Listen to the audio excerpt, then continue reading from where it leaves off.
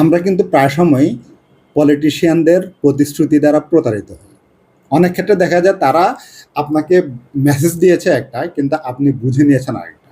যেমন ধরুন, কোনো একটা রাজনৈতিক দল বা কোনো একজন রাজনৈতিক ব্যক্তিত্ব এসে বলল যে এই ঢাকা শহরে কোনো দরিদ্র থাকবে না।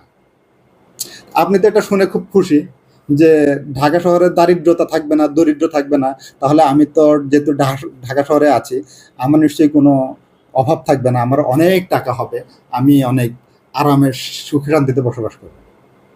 কিন্তু বাস্তবে আসলে দেখা গেল উনি বুঝিয়েছেন অন্যটা। উনি বুঝাতে চেয়েছেন এই ঢাকা শহরটা এমনভাবে আমরা গড়বো যে এটা ফকিন্নির ঢাকা শহর হবে না। ফকিন্নি যা আছে সব ঢাকা শহর থেকে যাও, এটা হবে ধনীদের ঢাকা শহর।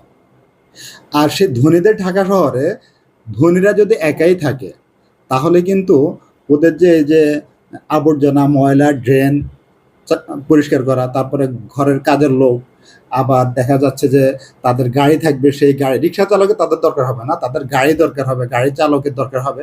তাহলে কিছু দরিদ্র লোক তাদের নিজেদের স্বার্থেই শহরে থাকা দরকার। তো এই প্রসঙ্গে আসলে সাজেদা ইসলাম রাখির একটা কবিতা আমার খুব পছন্দ হয়েছে, খুব পছন্দের, আমি প্রায় সময় পড়ি। এটা 2018 সালের 15ই মার্চের প্রকাশিত একটা কবিতা ফেসবুকে। তো এই কবিতাটা আমি প্রায় সময় পড়ি। ওই কবিতাটা আমি আবৃত্তি করব না ঠিক, কারণ আমি আবৃত্তি শিল্পী না, আমি কবিতাটা পড়ব আপনাদের জন্য। কেমন লাগে আপনারা জানাবেন। শহরময় একদিন ঘোষণা হলো এক ইশতেহার, দারিদ্র মুক্তির ইশতেহার, দরিদ্র মুক্ত শহরের ইশতেহার।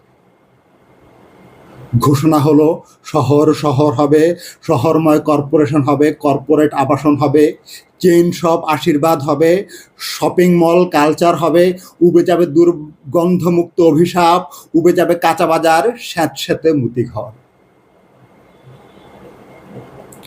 ঘোষণার পর ঘোষণা হলো, শহরময় আলোড়ন হলো, উচ্চবিত্ত প্রতিযোগিতা হলো, মূল্যে আকাশচুম্বী হলো, কর্পোরেট গোলামি হলো, উচ্চবিত্ত গোলাম হলো, শ্রমবিত্ত বস্তিতে গেল, বস্তি ঘর পুড়ে গেল।